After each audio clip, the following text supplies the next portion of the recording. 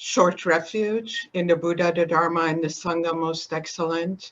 I take refuge until enlightenment is reached. By the merit of generosity and other good deeds, may I attain Buddhahood for the sake of all sentient beings. In the Buddha, the Dharma, and the Sangha most excellent, I take refuge until enlightenment is reached. By the merit of generosity and other good deeds, may I attain Buddhahood for the sake of all sentient beings. In the Buddha, the Dharma, and the Sangha most excellent, I take refuge until enlightenment is reached. By the merit of generosity and other good deeds, may I attain Buddhahood for the sake of all sentient beings. The four immeasurables, may all Mother sentient beings, boundless as the sky, have happiness and causes of happiness. May they be liberated from suffering and causes of suffering. May they never be separated from happiness, which is free from sorrow. May they rest in equanimity, free from attachment and aversion. May all Mother sentient beings, boundless as the sky, have happiness and causes of happiness. May they be liberated from suffering and causes of suffering. May they never be separated from happiness, that which is free from sorrow. May they rest in equanimity, free from attachment and aversion. May all Mother sentient beings, boundless as the sky, have happiness and causes of happiness. May they be liberated from suffering and causes of suffering. May they never be separated from happiness, which is free from sorrow. May they rest in equanimity, free from attachment and aversion. Mandala offering. An infinite array of worlds, each with four continents in the wealth of infinite ocean of realms. If I bring them all to mind and offer them without exception, please hold with compassion all beings they contain. My body enjoyments and whatever I own, my aggregates, elements, and sense sources, my aspirations now and the time to come, as well as everything I grasp as mine. By offering them all, may I be blessed with the end of self-grasping, completely liberated from the bounds of real and unreal, transcending the names and attributes of arising, cessation, abiding, coming and going, affirmation and denial.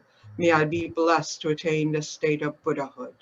Om Guru Dewa Da Kini Ratna Mandala Pratitsa Soha. Supplication to Lord Jigten Sumgan. Unequal refuge, ornament of the world, your fame pervades the 3,000 worlds. You are the victor Vajrayana without a doubt. I bow at the feet of the Father Jigten Sumgan. Continually I think of no one but you. Compassionate one, grant your blessings. Dispel the darkness that surrounds my heart. Please bless me so that I realize the unelaborate nature of mind. Request for teachings. Please turn the wheel of the Dharma of the two vehicles and their combinations according to disposition and likewise the mental capacities of sentient beings.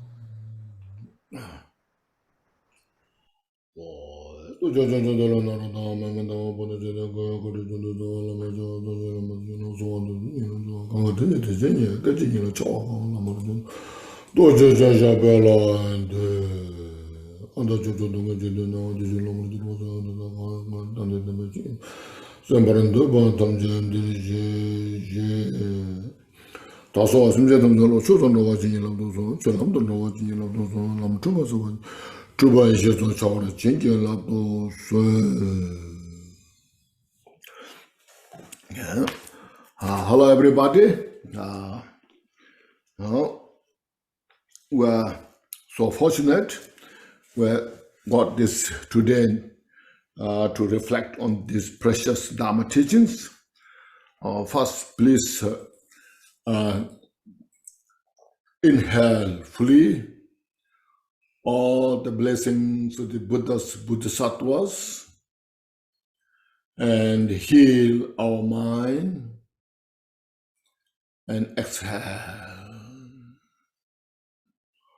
Once more, please inhale fully all the bodhicittas of the Buddha's Bodhisattvas and purify all our mental obscurations and exhale. Once more, please inhale fully all the wisdom of the Buddhas and all the grasping, fixated minds are fully purified. And our mind is nature of the Buddha's mind. Please exhale.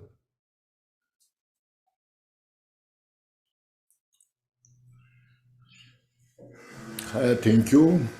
Now please relax our mind and the body, like the nature of the space.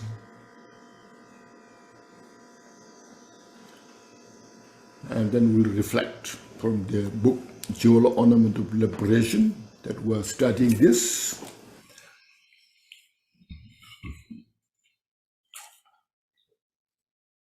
Now so far,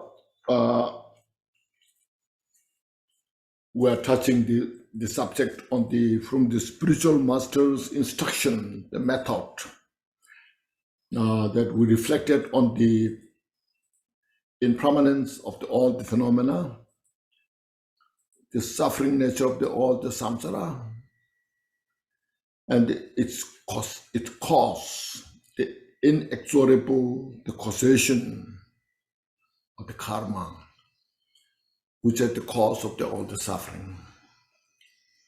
And then we reflected on the loving kindness, compassion, how to exercise our mind to extend to all sentient beings.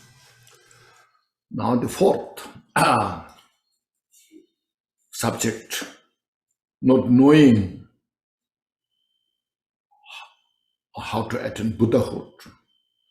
So for the antidote to this is how to exercise, how to develop Bodhicitta.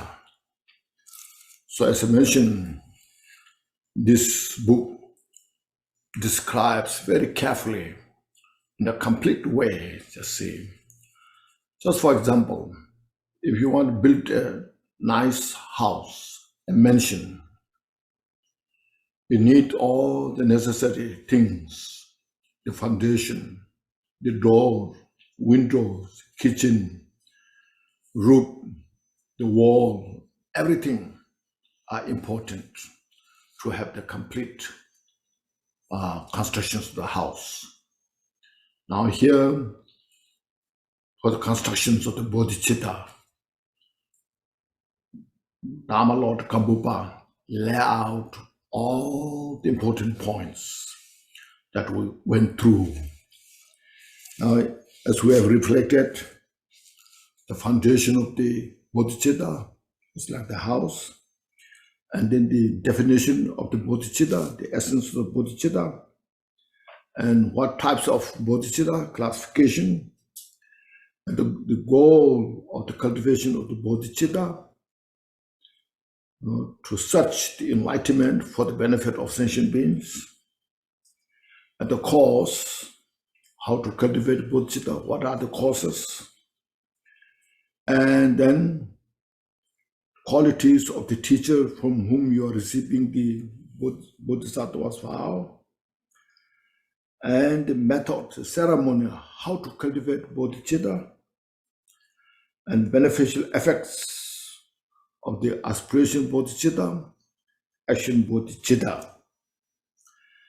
If we lost the Bodhicitta, what are the disadvantages of this losing the Bodhicitta?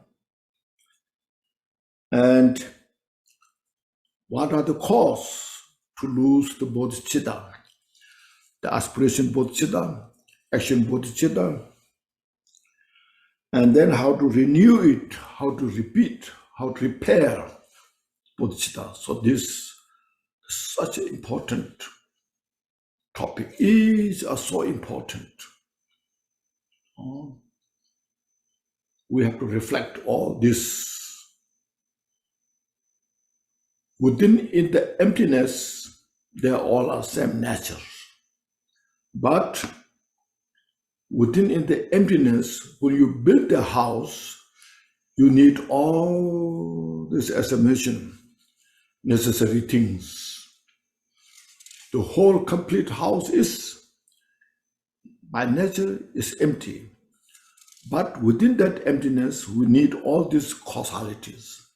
Likewise, to build the house of the enlightenment, Buddhahood, we have to develop Bodhicitta.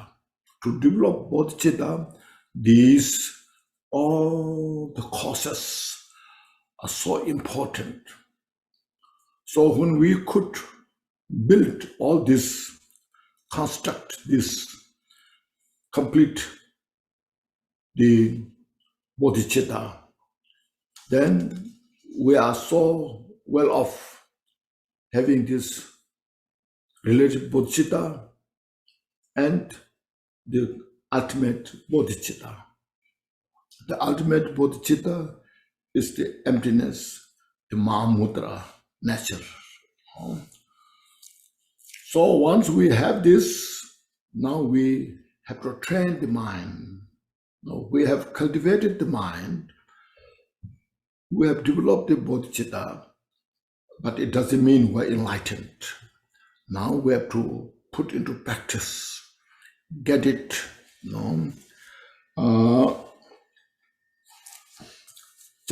I want to give you a good example of this. You see,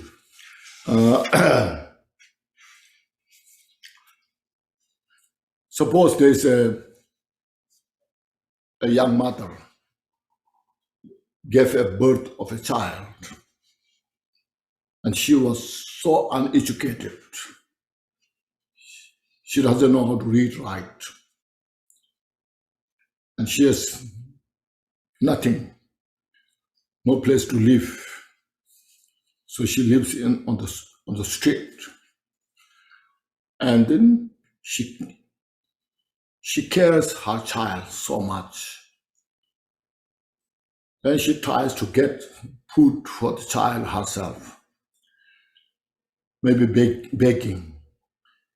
If she gets something to clean the house, somebody hires her to clean the house or wash clothes, and she does these things. Anyhow, in her whole mind, wholeheartedly cares the child so much. She cares the child more than herself. That way she raised the child. And then the child can walk slowly and becomes teenage. And then he goes to school, public school, regular school. Well, the child goes to school. She collects like food, by baking or getting some job. That way she continues taking care of the child. And the child knows about that. And then he goes to school. And he knows his mother is working so hard. And then he was thinking, I must study well to help my mother. And then he kind of, without distraction, get good education, very good discipline, respects all the teachers, and he very friendly with everybody. So that way he's getting such a good education. And his classmates and the teachers were very admire this child, and they ask why you are working so hard. And he tells, I'm unlike you are. My mother is very poor, nothing, and she raised me so wholeheartedly. I know that I have to help her now. So this way, he just go to college, get a very good degree, and every day, same thing, she supports him. So then he tells, when he go to college, he tells her, now please don't worry. I will study well, and then I will support you. So after this all graduation, then he gets a very good job, and he buys a nice house, not so big, and then he brings his mother in the house. So now, mother, you have worked so hard for me to raise, baking, cleaning others' house. So now from today, you please relax here. Don't worry anything. I will help you. So that way the child will repay the kindness of the mother has shown to him. So now, like same thing here, Bodhicitta practice, you see. You see the suffering of all the sentient beings. They are working so hard. Their minds are disturbed by this mental afflictions, by the defilement, ignorance. But still they work so hard. Sometimes they suicide. And because of this, they go to the hell realm, hungry ghosts, animal life, and they suffer life after life so much. So now here we have the Bodhicitta, the teaching, looking at the suffering of all the sentient beings. And now we build the Bodhicitta exercise. Like the child has to go to school, get a good degree. It's not easy, but have done. We also now here have this Bodhicitta, and then so cultivate this and meditate to attain Buddhahood or enlightenment, the perfect enlightenment, and then to serve all the mother sentient beings. So here, yesterday we have now come to the training. There's two trainings: aspiration Bodhicitta training and action Bodhicitta's training. So we are now in the aspiration Bodhicitta training. And yesterday we went the first one, not giving up sentient beings. See, not even one sentient beings giving up, no matter how bad they are, these individuals, directly or indirectly. One day when there's opportunity, I will help. So purifying our mind. So this is the training, the training in Lojong. The Lojong training, same thing. This is mind training. And yesterday the verse is so beautifully, the Gampopa has the quote, the quotation is so wonderful. When harm has been done in return for good deeds, you have been very kind, very supportive, helpful, but then they're back. Instead of repaying kindness, they're harming you. So that even then is even, not ever. Even then, it is to be answered by great compassion. You see. So here, compassion means they are in the wrong place. And the mind is in the state of suffering. So we develop compassion to them.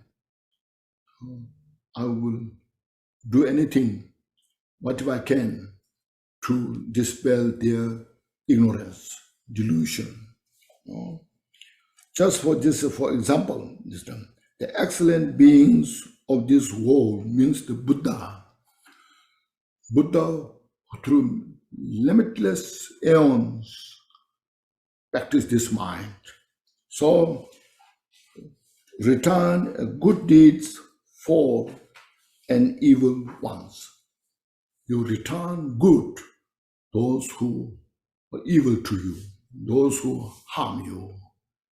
That's how you perfect the mind. So this is mind training. You know the Lojong, very now popular, They say Lojong, the 7-point mind training is very, very popular, So this is all about there. The 7-point mind training is now in, everything's in this quotation. See? Now next, recollecting the beneficial effects of the Bodhicitta. So yesterday I mentioned the aspiration Bodhicitta has the 8, just number, there's 8 beneficial effects. Look at these. And then second, there's complex. So reflecting on the beneficial effects, practice the mind, encourage, inspire. Second, the training in recollecting the beneficial effects of bodhicitta is the method by which bodhicitta cannot weaken. As I mentioned many times, our mental afflictions are so powerful. You never know when it will come, how it will come, in what way it will come. Sometimes when you're meditating, so why I'm wasting my time here? Sometimes you are chanting mantra, why I'm chanting this mantra, what for what, So this all different things will manifest in the mind to weaken your bodhicitta. So this time, that time, immediately bring up the beneficial effects of bodhicitta. This is happening because I'm so got used to my mental afflictions. I was so attached to the samsara. See? So, the lamp for the path to enlightenment says the quality of the cultivating the mind of aspiration was explained by Maitreya in the planting the noble stock sutra. Adisha brings that quotation. Now here Gampopa is saying, thus it says, and so forth. In that sutra, the planting the noble stock sutra, the beneficial effects of bodhicitta are illustrated through about 230 similes or analogies. All these beneficial effects are abbreviated as 4 categories here. All those brought into the 4 categories. See? Thus, all in the sutra says, one of noble family. You are noble family, means Bodhisattva, belong to Mahayana family. Bodhicitta is like this seed of all the Buddha's qualities. It's the seed, like a seed of a giant tree. So bodhicitta is the seed of all the Buddha's qualities. And it dispels all poverty like Vaishravana. Vaishravana, the wealth deity, brings all the wealth. So when you are bodhicitta, it takes away all our poverty. It makes the mind rich. And so forth, refer to the beneficial effects for oneself, so for one's own benefit. If you practice bodhicitta, first of all, you yourself well off. You are much better condition. So, I'm sure you have heard of Kunno Lama Rinpoche.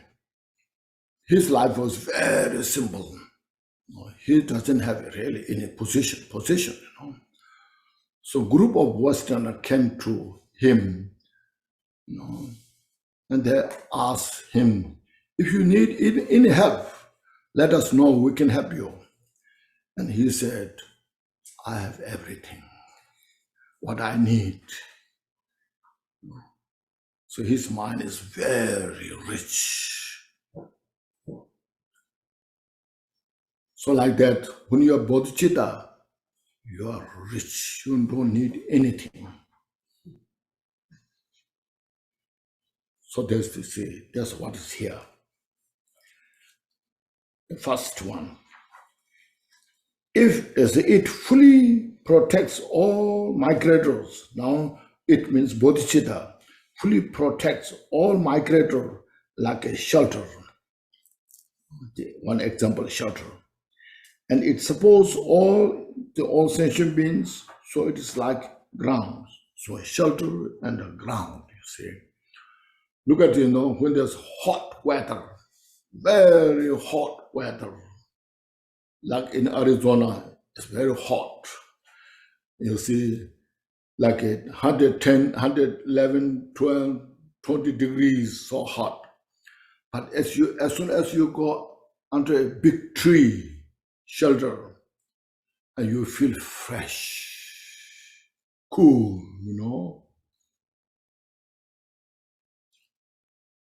So like that, Or else where some very cold weather, if there's a shelter, there's a heat and brings you the warm heat. Or ground is the basis to grow, or to build houses, to walk, grows all the tree. So it's the Bodhicitta is like that. When there's a suffering, mental suffering, physical suffering, when you reflect Bodhicitta, it eases your mind. It helps you to accept it. Then you can help others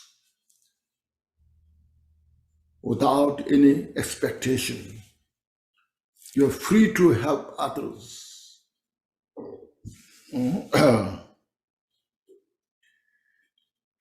And so forth refers to its beneficial effects for others, So to help yourself, you need Bodhicitta. To help others, you need Bodhicitta. Because the third one, because it is the victorious over all the enemies of afflicting emotions.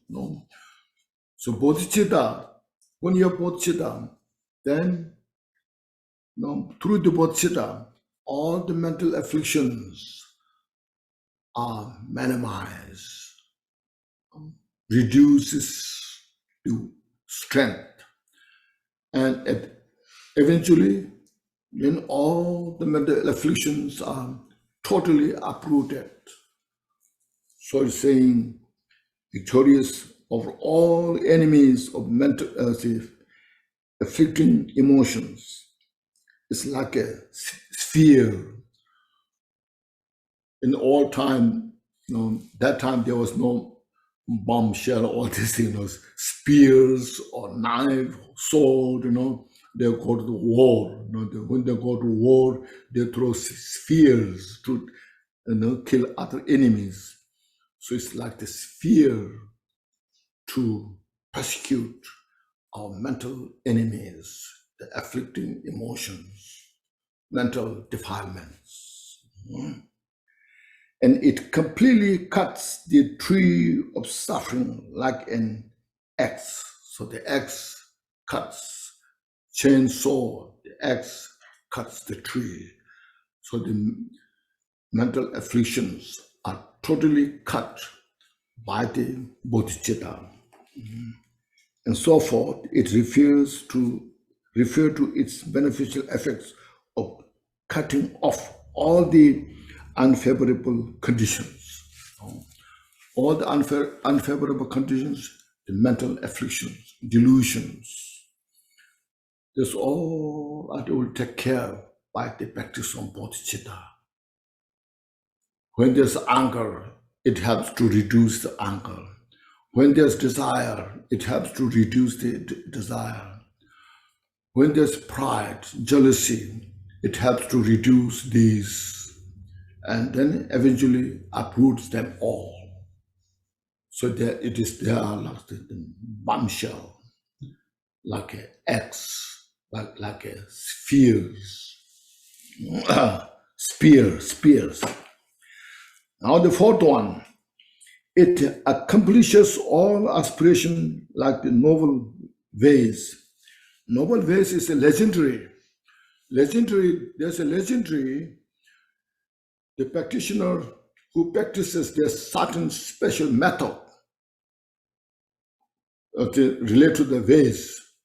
And when that is accomplished, then you talk to the vase, I want to be the leader of the country.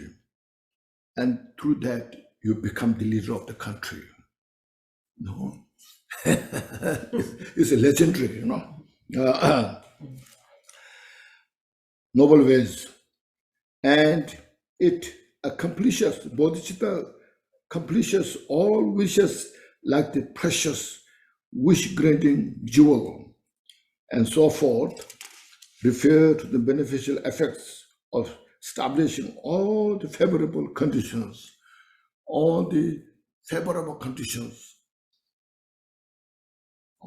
whatever you need, even before you become Buddha. While you are practicing Bodhicitta, you'll get such a benefit of this, you see.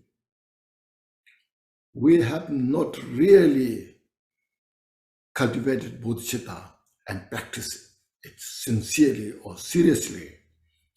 But if we really cultivate Bodhicitta and make sure we got the Bodhicitta and practice this, then you get all these benefits. See?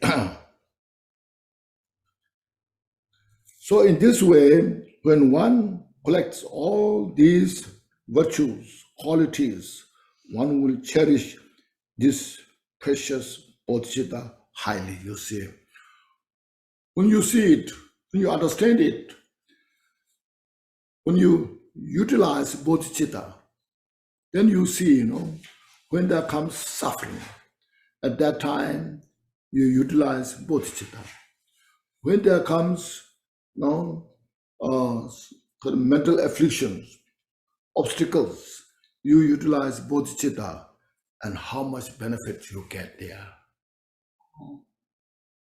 So this is not something, it's not something spiritual thing. It's not something religious training, as I mentioned, but it's something that it requires to free from suffering. Our interest is to free from suffering. So this is the just perfect method. It's what you call such a complete method. It's a complete method, totally to achieve our project, not temporary. Like say, when you go to war, you just shoot gun, then just shoot, bomb shells, throw the bombs. That's I win the war. It's very temporary. Very temporary. At the same time, there's a lot of side effects, suffering so much go through.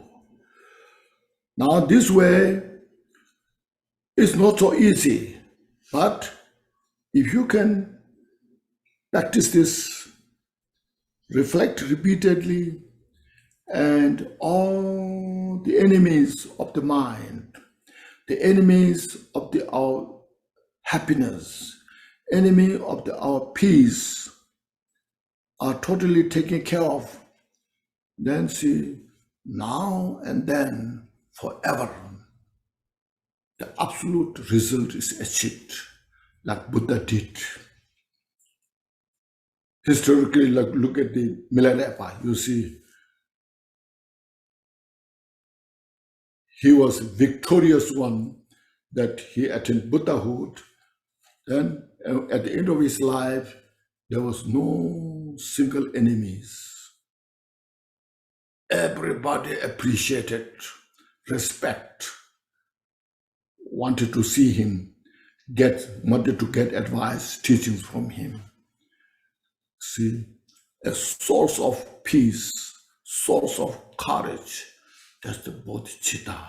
See. So these are mind training. Look at these beneficial effects that we train the mind this way. The third, gathering the true accumulations.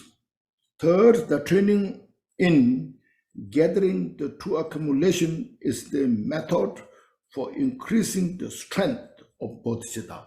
We need to build strength of Bodhicitta. So accumulation of this merit and wisdom are the way how to build strength of the mind. The lamp for the path to enlightenment says, accumulation of merit and wisdom is the nature of the cause of perfection, and so forth. See, the nature of the cause is for perfection, or of perfection, to achieve the perfection of the mind, to build total strength. We then build this, to build or collect the two accumulations. The accumulation of merit refers to the 10 virtues activities, you say, as we did in the 10 virtues of 3 from the body, 4 from the speech, 3 from the mind. That 10 virtues are referred to all the virtuous activities that merit is so much accumulated. Activities, the 4 method of gathering and so forth. 4 method of gathering. See, there's 4 method. That is the pleasant, using the pleasant voice and giving the necessary things, and then showing the right path to others, and oneself also follow the path in the right way, pure conduct. So this is called the 4 gathering.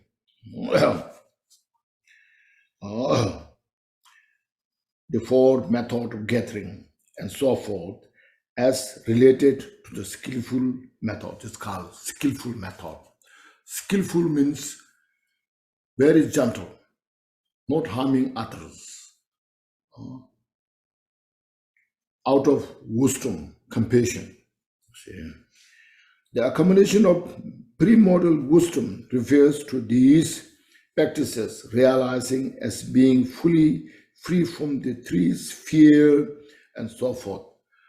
Everything as illusory nature. Like look at the moon's reflection in the lake. The moon's reflection, you see the moon in the lake very precisely, but it's not real moon, we say, no? The real moon is in the sky. So that moon in the lake is the reflection of the moon in the sky. Likewise, all this our life is a reflection. Reflection of our mind, reflection of our deed, reflection of our karma. All are just reflection. That means nothing is real. It's just reflection. It's just a manifestation, like a bubble in the water. just is manifest bubble from the water. It's a reflection of the water. So since this all are just illusory nature, in a just it's such an impermanent nature. So this is called free from the three spheres. There's no attachment. There's no grasping. There's nothing to fixate it. So on. As relate to the perfect wisdom, in this way, gathering the two accumulations establishes the power of Bodhicitta in one's mind. Through these practices, then the strength of the Bodhicitta is built. And when any negative forces, obstacle from outside, obstacle from inside, they are manifest, we are ready to handle. Ready to handle peacefully, handle with a well prepared. Therefore, persistently gather to accumulations, even by reciting one short mantra, one can gather the two accumulations. So just reciting mantra like say, Om Mani Padme Hum, that itself is this method. When you see that Om Mani Padme Hum, the word is just a sound. Where it is produced, it's all are just illusory nature. It's like an echo. There's no one thing that produces the sound. It's all combination of many causes, condition. That understanding is the wisdom, illusory nature. Then you see when there's a beautiful sound, you are not attached to that. When there's harsh sound, you are not aversion or there's no hatred on that. So that your mind is built the strength, not easily taken by the others.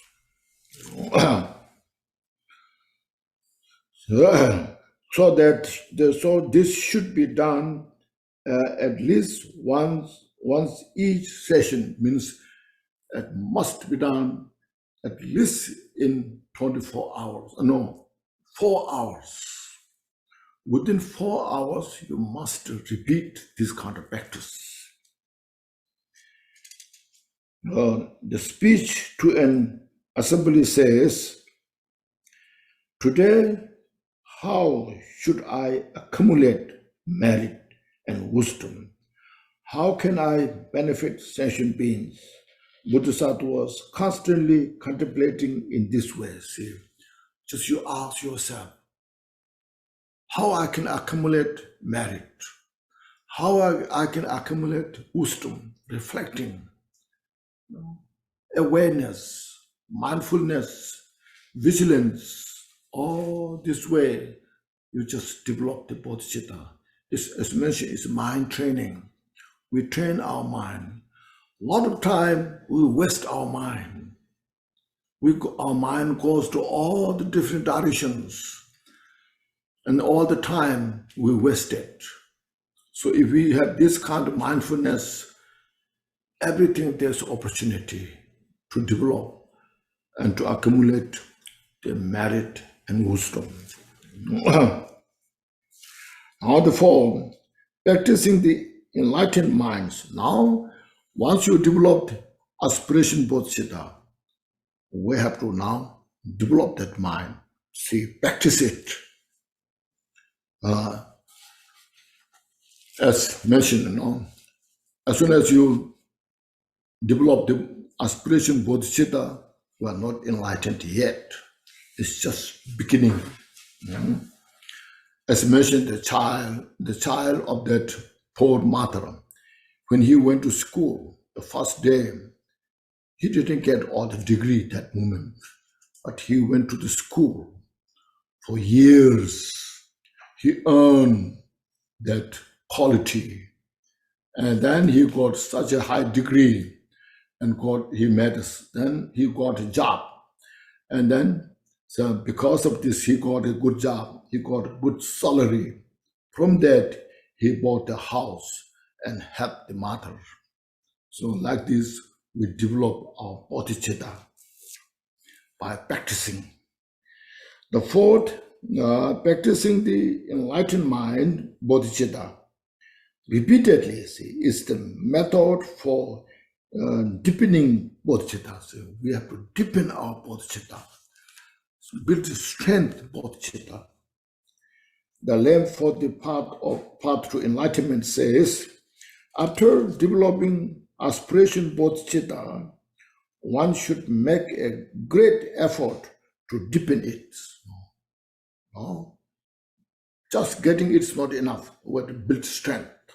See, in this there are three topics. See now, these are very important topics. Now see, first you see, practicing the mind of the cause of enlightenment. First one.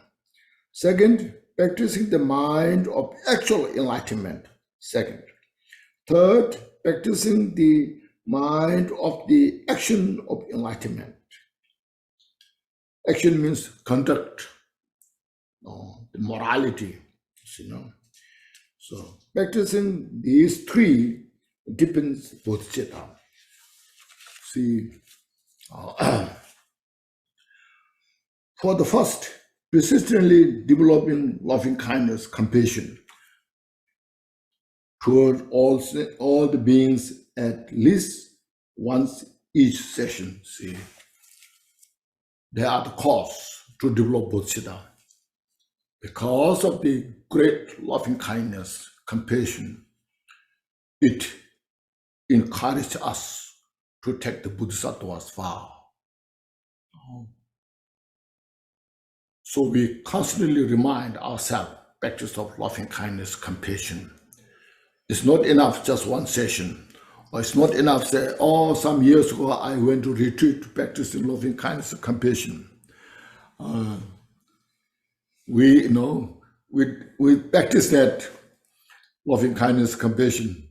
Then after some time, it vanishes, slowly go away, and then coming back, our anger, our attachment, see, the old habit is coming back.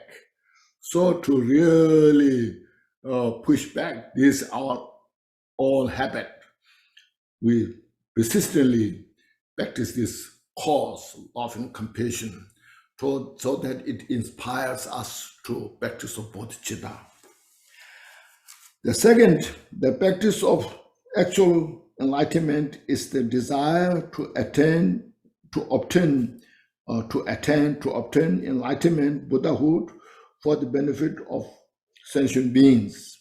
Contemplate this 3 times, 3 times in the day, 3 times daytimes, and 3 times at night. So 6 times. They use the detailed ceremony for the cultivation of bodhicitta. So if you have special ceremony of bodhicitta, use that, repeat those again and again. Or at least repeat the following once each session. This, as you know, we are very popular. Sanje Chodon Soja Sonamla, that we are repeating. This is written by Atisha. I take refuge in the Buddha, the Dharma, and the Sangha until I achieve enlightenment. By the merit of generosity and other good deeds, may I attain enlightenment for the benefit of all sentient beings. Just repeat this 3 times in the morning, daytime, afternoon, evening, and then whenever you can, just without forgetting. So this is the actual bodhicitta practice.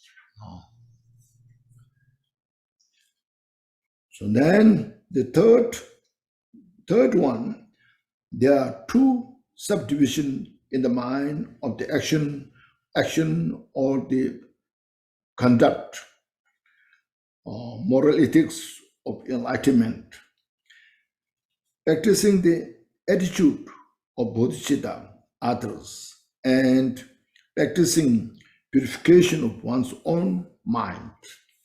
First, cultivate the mind to dedicate and give your body, wealth, all the virtues of the three times for others' benefit and happiness. Like say mandala, you visualize whole universe, including your body, speech, mind, all wealth and root virtue. And then that you make offer to all the Buddhas, Bodhisattvas. So release this main thing is to release our attachment, grasping, making the mind very open mind, spacious.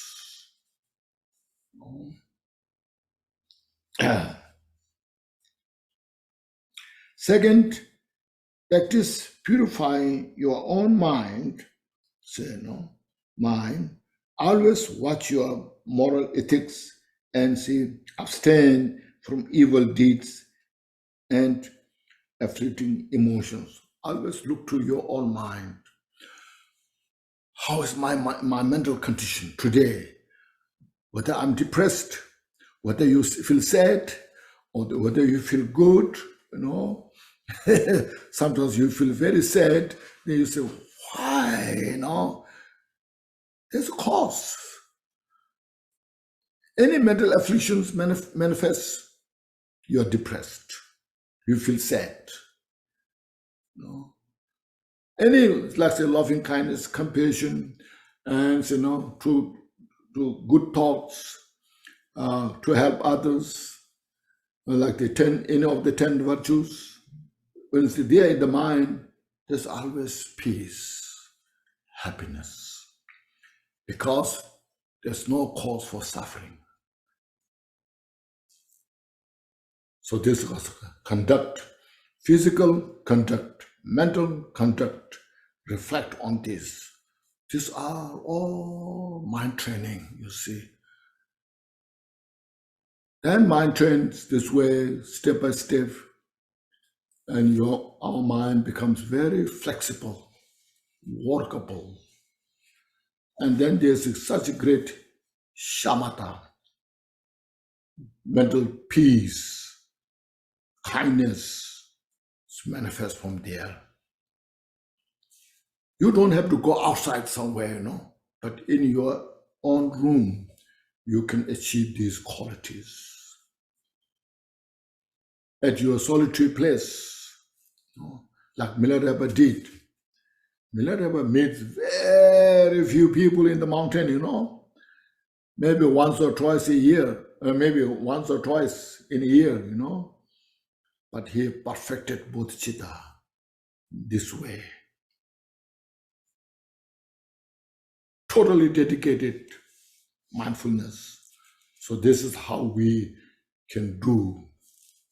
Okay. Now the last one, 5, rejecting of the 4 unwholesome deeds and acceptance of the 4 wholesome deeds. The 5th, training in rejection of the 4 unwholesome deeds and acceptance of the 4 wholesome deeds is the method of not forgetting bodhicitta. Now you see, if we are involved in of these unwholesome deeds, it causes we to forget bodhicitta. So not to forget bodhicitta, we have to reflect on these wholesome deeds. Okay. So now these are easy. I just read it, The path for the name for the path to enlightenment says one should fully protect the training as it is explained in order to recollect this bodhicitta even in other lifetimes, you see. Other lifetimes is not forgetting. When you are died, next life, your bodhicitta is fresh with you. So we have to have such kind of training to have that kind of qualities. Now, where is this training explained? So, the Kashyapa requested sutra says, the four unwholesome deeds are stated. Kashyapa, the bodhisattva who possesses four qualities, will forget bodhicitta. What are these four? These are, and so forth. Abbreviated, Gampopa brought easy. Gampopa made us very easy to reflect. These are deceiving the Lama or the teacher, spiritual master, deceiving, telling lie, and those worthy of worship, causing remorse. This is second, causing the remorse in other when remorse is not appropriate.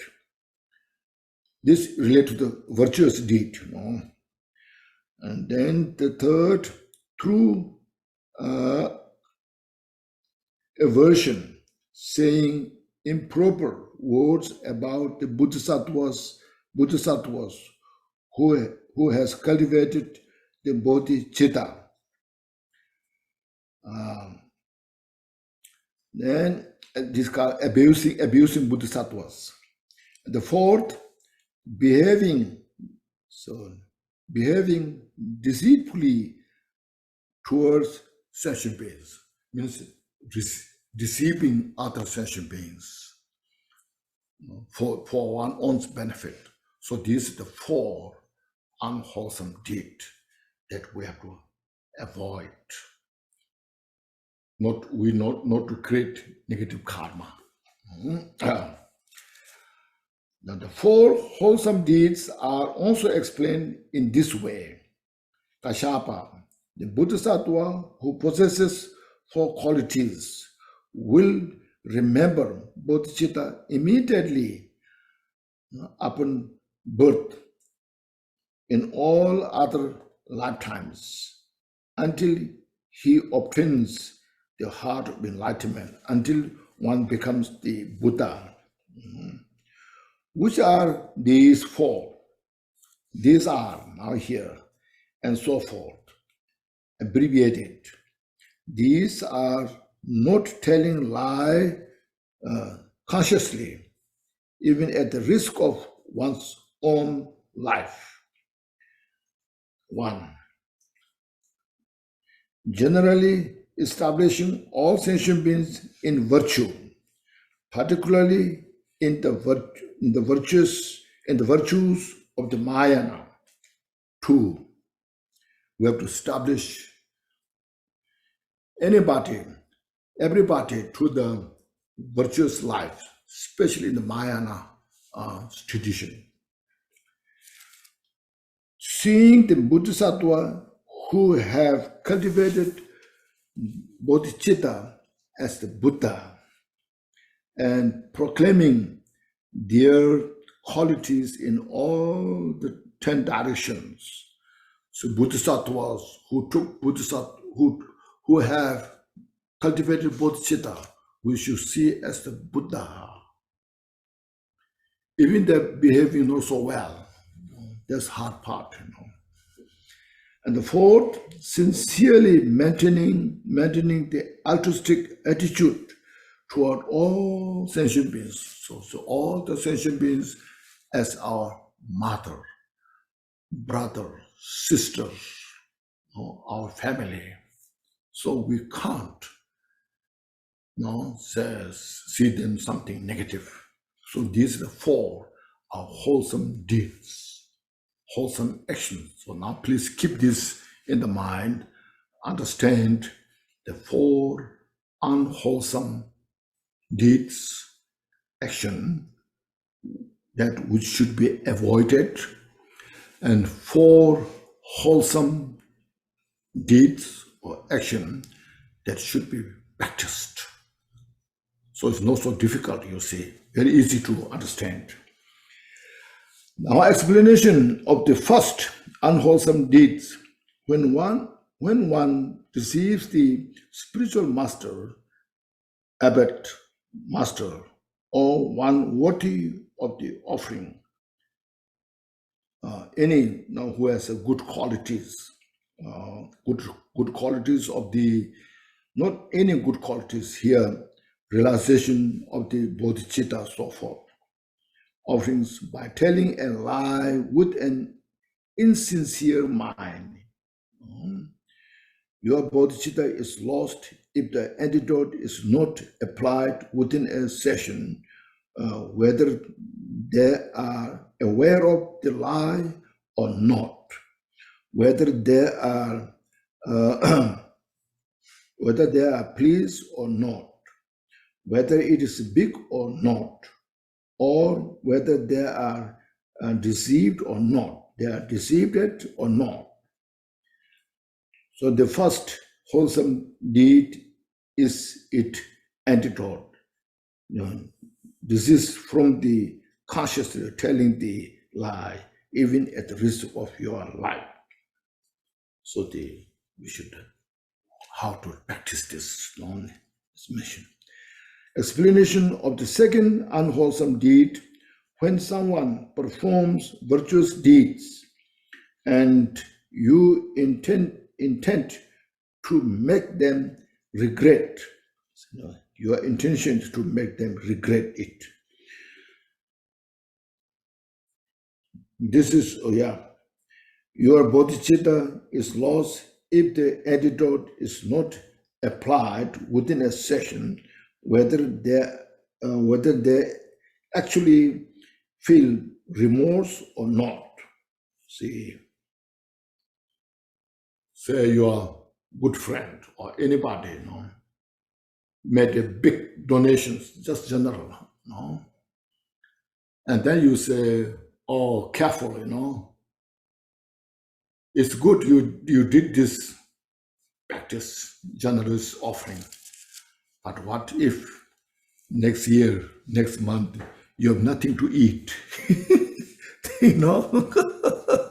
You'll be on the street. So what do you think about that? Then the person says, oh, maybe I made mistake. So it's causing the regret, you see. So instead, you practice. Wonderful. I rejoice, Now you should work harder. Yeah.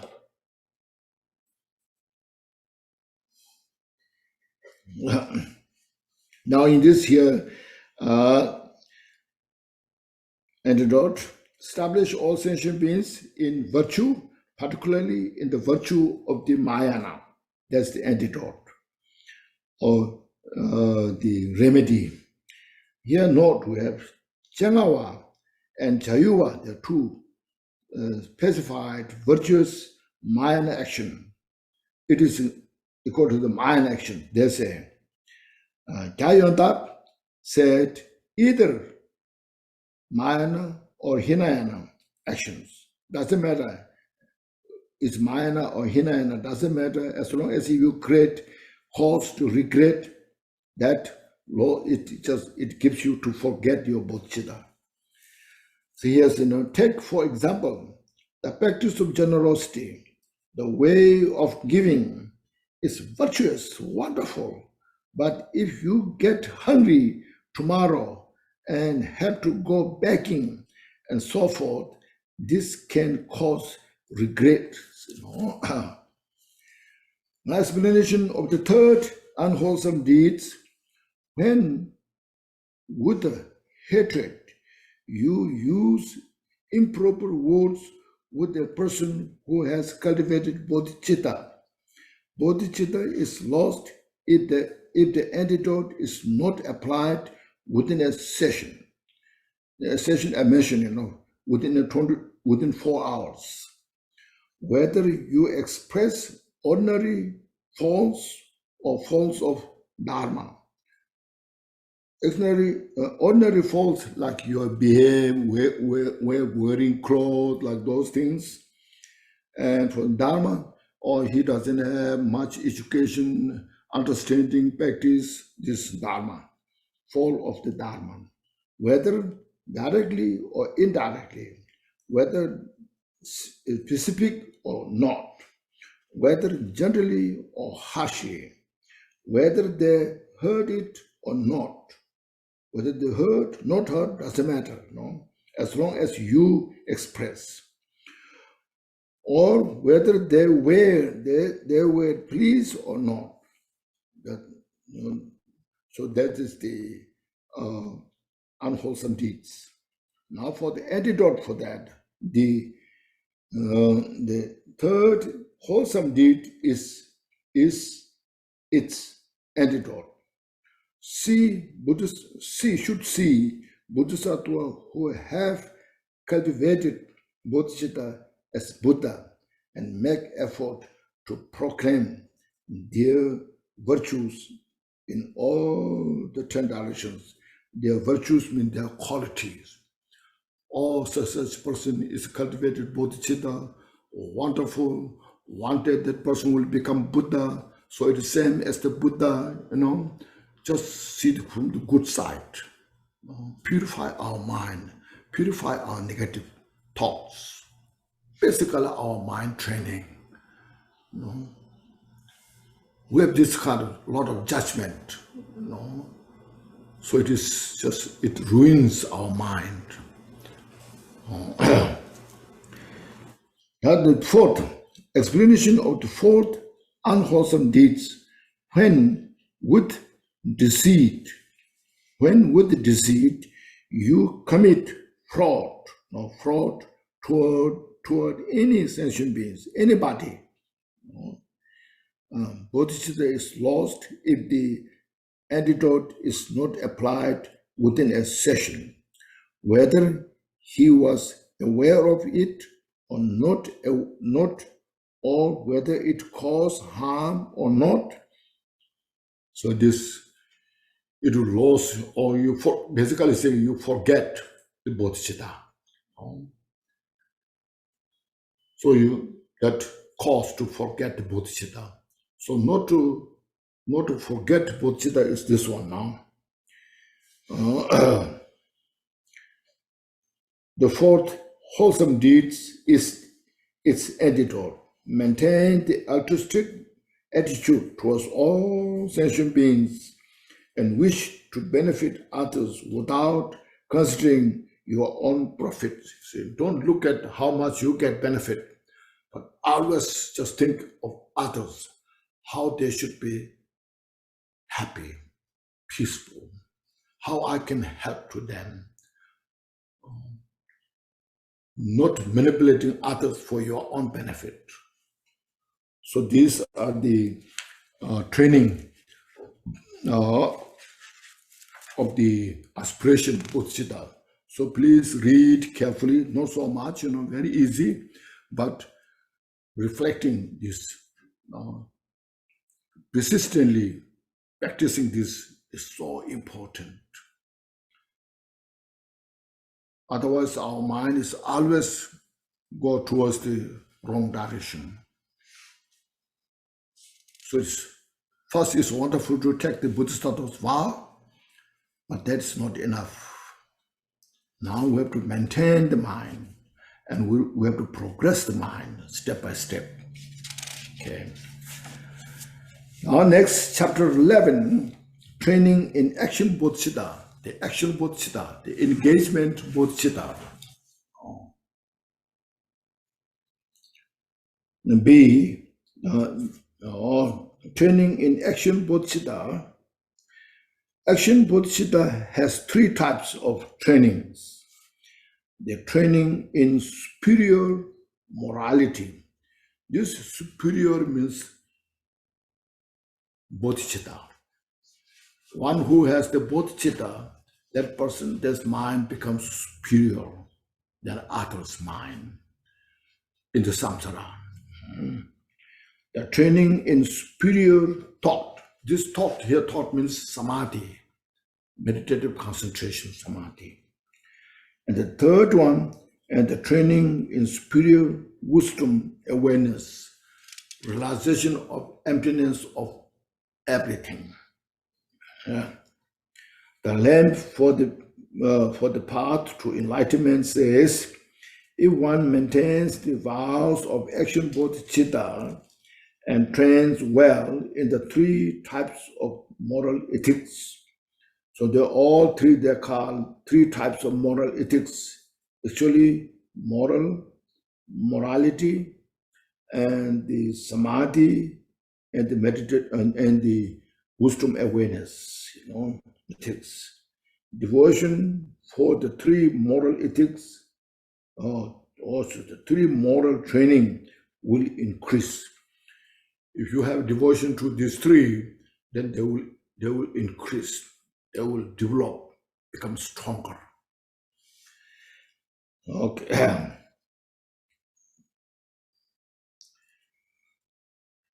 Now here we have this generosity, moral ethics, and patience are the trainings in superior morality. From the sixth perfection, first three, practice of generosity, moral ethics, and the patience, they are in the moral ethics, training in superior morality. Meditative concentration is the training, in the superior thought. Discriminating wisdom awareness is the training in the superior wisdom. Yes, now, see, generosity, moral ethics, patience, 3, meditative concentration, 3, 4, and wisdom awareness, 5.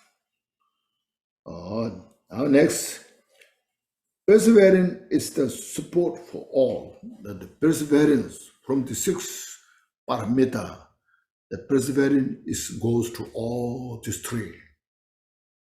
Very important, Support for all 3. The Ornament of Mahayana Sutra says, with respect to the 3 trainings, the victorious one means Buddha. The Buddha victorious one explained the 6 parameters well. According to these 3 training, then Buddha explained the 6 parameters precisely. Now, how they say the first 3 belong to the first trainings. The first 3 from the 6 paramita, generosity, moral ethics, patience, belongs to first training, is the morality, training, superior morality. The last 2 belong to the last 2. Last 2, the 5th is the meditative concentration, that belongs to the superior training of the samadhi thought. And wisdom awareness, the 6th one, belong to the wisdom awareness of the 6th. And 1 belongs to all 3. 1, the perseverance belongs to all the 3. Yeah. Therefore, the summary of the 6 paramitas: generosity, moral ethics, patience, perseverance, meditative concentration, and discriminating wisdom, awareness. These 6 comprise the training in action bodhicitta. So now, action bodhicitta are these 6 practice of the 6 paramitas are the training of the action bodhicitta. We in our action engage in the practice. The Subahu requested sutra says, Subahu, in order for a bodhisattva's mahasattva to achieve enlightenment quickly, he or she must persistently concentrate on full perfection of the 6 parameters, 6 perfections. What are they 6? What are these 6? They are perfection of generosity, perfection of the moral ethics, perfection of the patience, perfection of the perseverance, perfection of the meditative concentration, and the perfection of wisdom awareness. These 6 would be explained in a concise way, and then each branch in more details. So made 2 topics. The first is now the explanation of the concise meaning, the summary. They explain so well, It's definitely for us in the West. People ask, where are the 6? You can ask, why are there not 5? Say, where are there not 7? Where there are 6? Then there comes there, why is first generosity and not moral ethics? Why the wisdom is at last? Why not at first?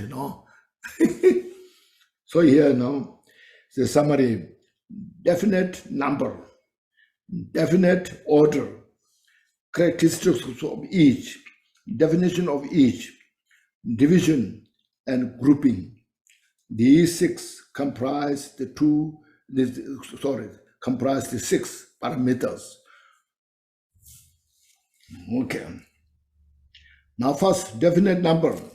The 6 parameters explained according to the temporary high status and the definite goodness. With the 3, 4 temporary high status and 3, 4 definite goodness. See, explanations here. The 3, 4 temporary high status. Temporary high status means human being, demigod, and Godran, especially human being and Godran. Why are these 3?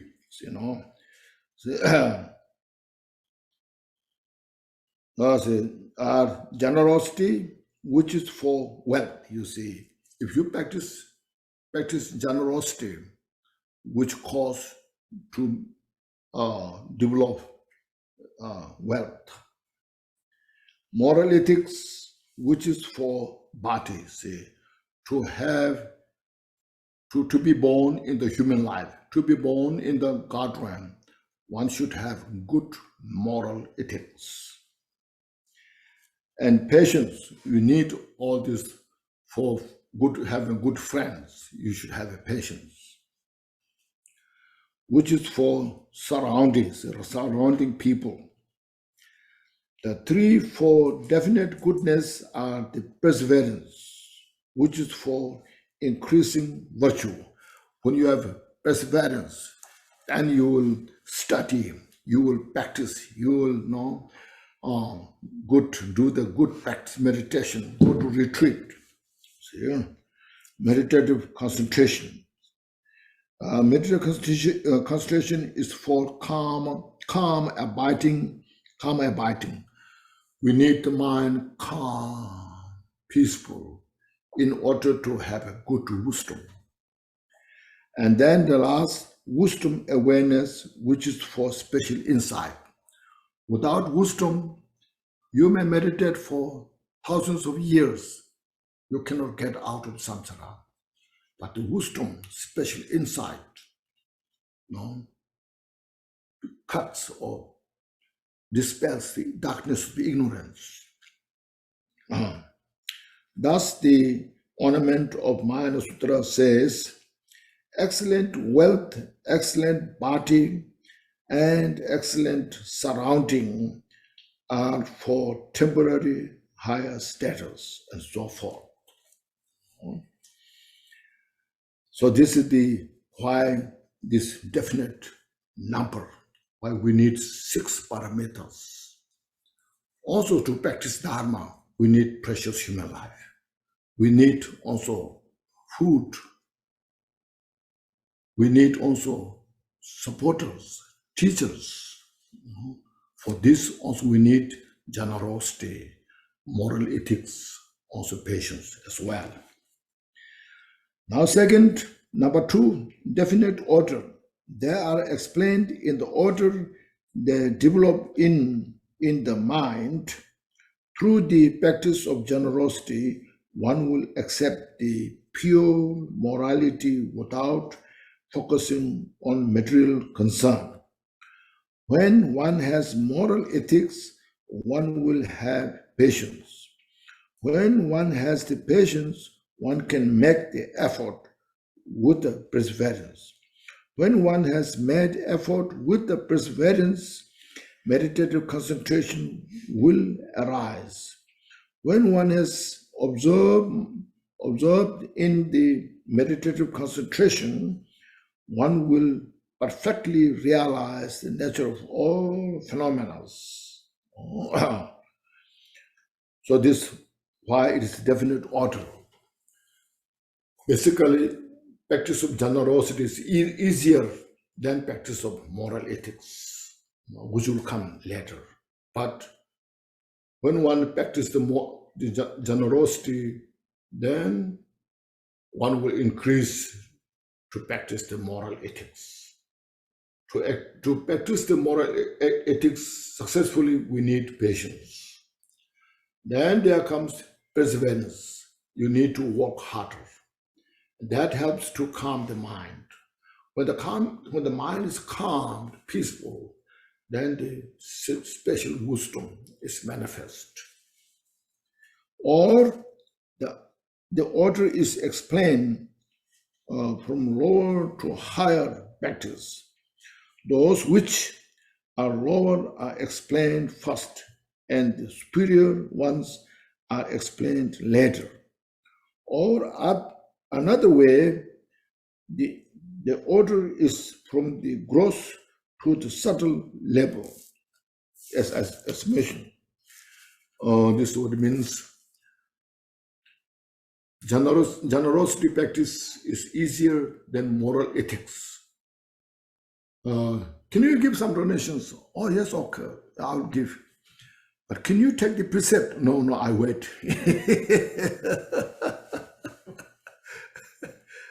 Then, can you have some patience? No, I don't have much patience, no. Can you just sit down and make some mind, calm, peaceful mind? How long it will take? Maybe an hour. Oh, no. There's special insights, very hard. So it says the more gross is explained earlier, more subtle one is explained later. So the special insight, realization of the Mahamudras is not easy said now here.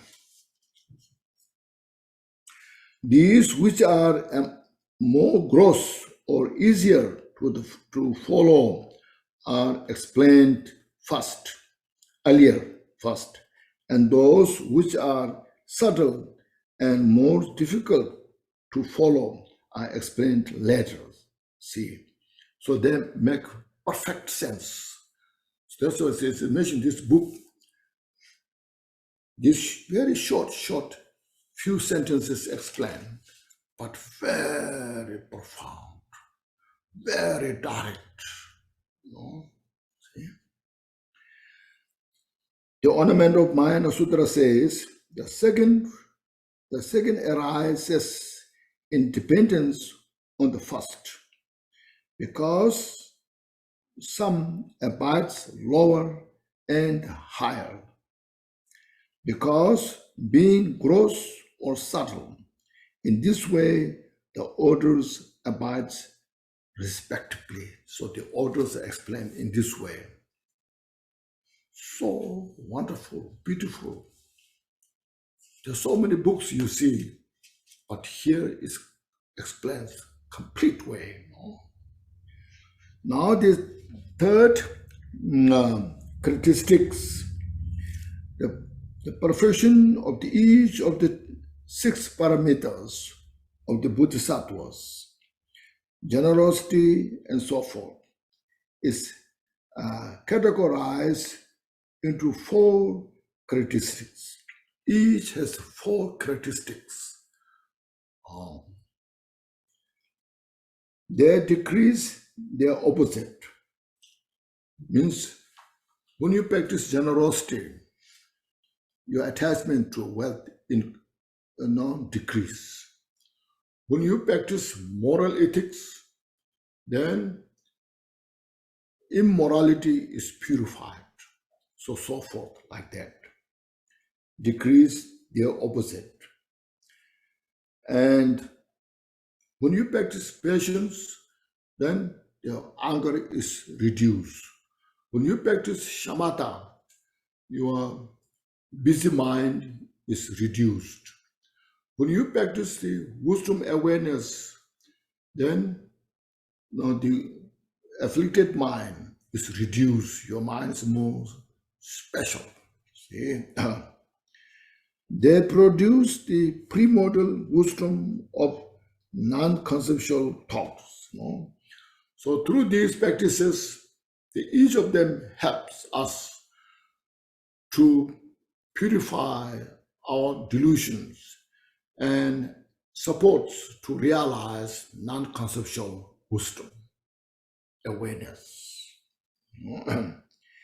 They fulfill all that is desire. So they will fulfill that what we desire: wealth, precious human life, and the peace of the mind, happiness of life, and developing all the excellent qualities and the calmness of the mind and wisdom will help us. They mature all sentient beings in the 3 ways, and they will help us to mature sentient beings.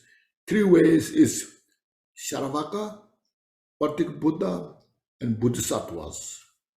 You will have the ability to help whatever the sentient beings need. If anybody interested in the Sharavaka method, you can help. If anybody is interested in the Patik Buddha, solitary realizer, can help. Bodhisattva, yes, you can help. So this is the 4 characteristics. That each paramita has these 4 characteristics.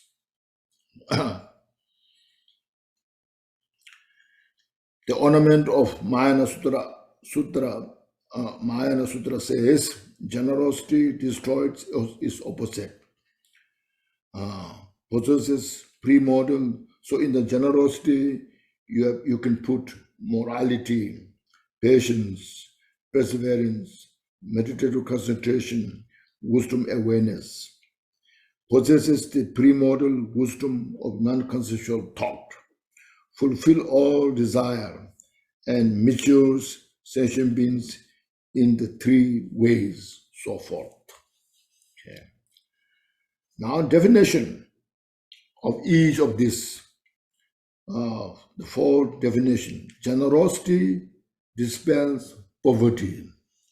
As I mentioned, this is a Buddhist business. So practice in other words, share what you have others. That dispels the poverty of oneself and others. So there's a may all achieve equanimity. This is how it is practiced. At this moment also it helps. Then in the future, more you practice generosity, then one has very easy to develop wealth.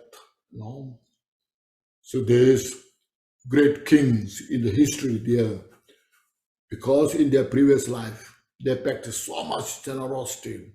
So in this life they have so much wealth and shares to all the country fellow members, and so peaceful, good life. See, no need to deceive, take advantage of others. Moral ethics Moral ethics achieves the coolness. Coolness means fresh body, fresh mind. When one keeps the moral ethics, one's life is very peaceful, fresh. Patience induces hatred. Perseverance applies to the Supreme One, means the perseverance, working hard, meditating, practicing, that will allow you progress from first bhumi to second bhumi and so forth. Supreme One. Meditative concentration brings the mind inside. Our mind is mostly outside, running all the directions. Meditative concentration, mind brings inside, more calm, peaceful. Then and the wisdom awareness realize the ultimate meaning. Wisdom awareness, this wisdom awareness is special insight, which penetrates the reality nature of the phenomena. The reality nature of the phenomena is so illusory nature. There's no something like self exists. It's all just, as mentioned, manifestation. So, no grasping, no fixated. Your mind is free, totally free.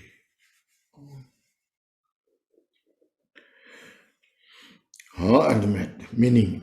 They are the cause to cross samsara and achieve nirvana. Paramita is the explanation of the paramita. In Sanskrit, paramita. Param means beyond. Ita means to reach. So beyond samsara. Other side of samsara is nirvana, enlightenment. And they allow you to reach to that state. That's called paramita. That's our mental journey from samsaric mind to the enlightened mind.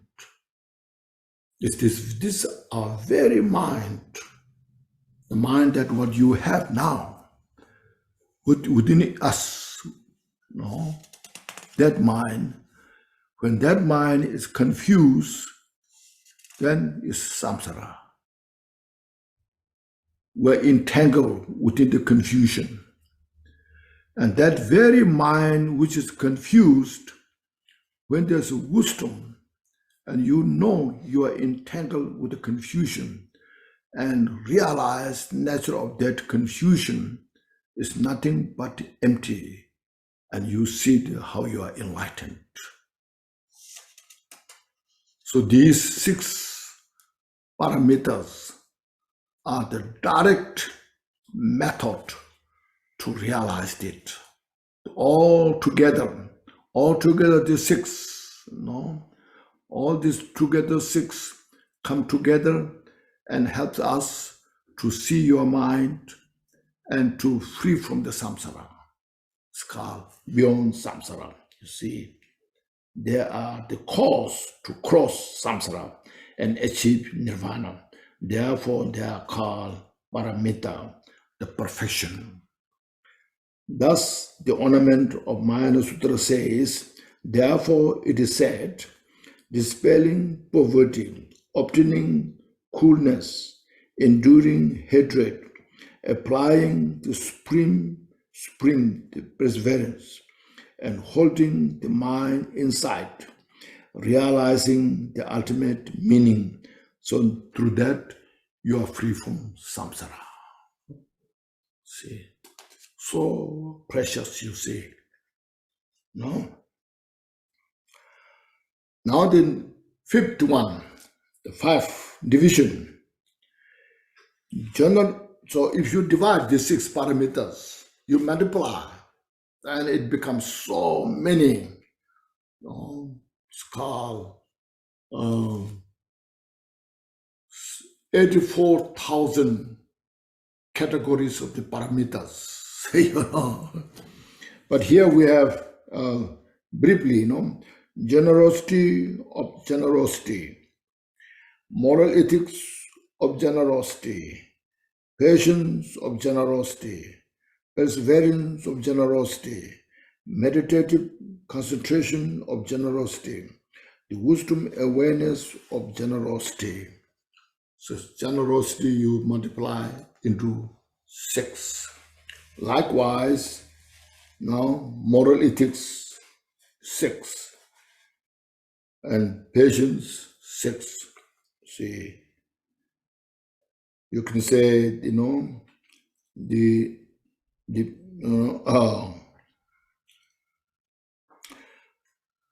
you can say the first, the generosity of moral ethics.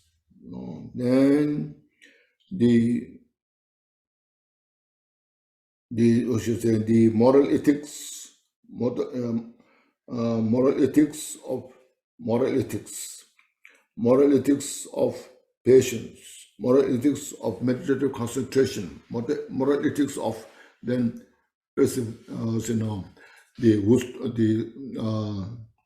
meditative concentration, moral ethics of the wisdom awareness, like that you multiply into 36. Okay. And so forth. Each of the 6 has 6 division,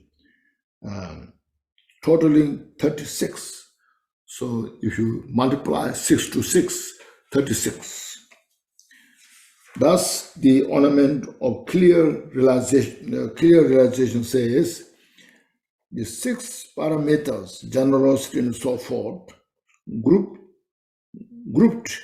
individually, are the practice of the armor of the enlightenment, which precisely explained multiplies 6 by 6. This is according to the 5 parts, 5 parts.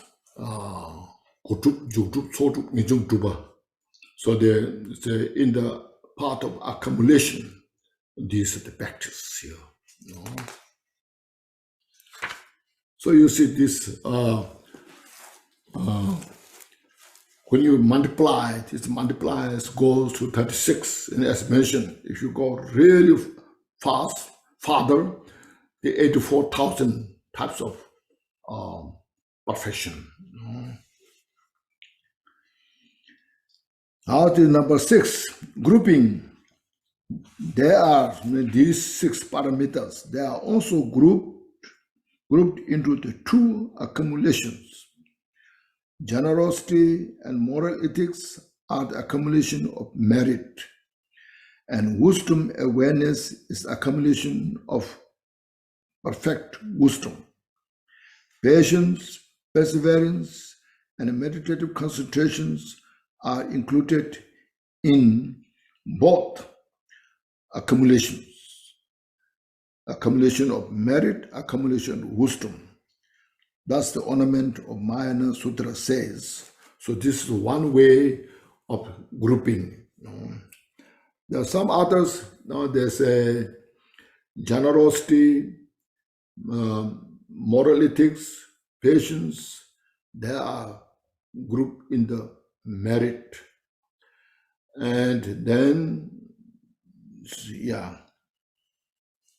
merit, yes. And then the meditative concentration and wisdom awareness is the wisdom. And patience, the perseverance, the both sides. Or some others say the first 5. The first 5 are included in the merit and wisdom. The last one is the wisdom. Wisdom awareness is the wisdom section. So this way also you divided or grouping. Generosity and the ornament of Mahayana Sutra says generosity and moral ethics are the accumulation of merit.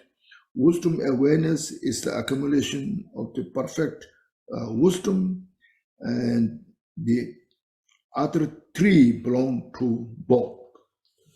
Belong to both. That's how you can bring together the method and wisdom. So all the 6 parameters you categorize into the 2 group, the method and wisdom. First 2, merit. Last one, wisdom. Then yours is the patience, perseverance, meditative concentrations are in the both sides. They belong to the both. So that's how you practice. So this is all about the 6 parameters, explanation. So beautifully explained. So you can study so much from this. All the topics, subjects are so concise, so precise, so clear. So this way we practice the Bodhicitta now. Our main point is Bodhicitta. So now I have cultivated Bodhicitta. Now how I can keep it? See, first how to keep it, then how to polish it. See, second, first how to keep it, second how to polish it, third how to develop, increase, stronger and stronger. So this, please keep these 3 points. First, we have to make effort not to lose the Bodhicitta at all, even the risk of life. If risk of life, this life, we reborn again, But if lost Bodhicitta, then you see, then just we haven't done the work. Then our effort we made for the Namaste practice, we fail. See, so this first is very important. Now with this, you can study all other subjects. Then you can realize the Mahamudra. No problem. But first we have to make the foundation keep well. As I mentioned, this is all about how to construct the Bodhicitta, how to build the Bodhicitta, and then how to keep the Bodhicitta, then how to polish the Bodhicitta step by step. So from next week, then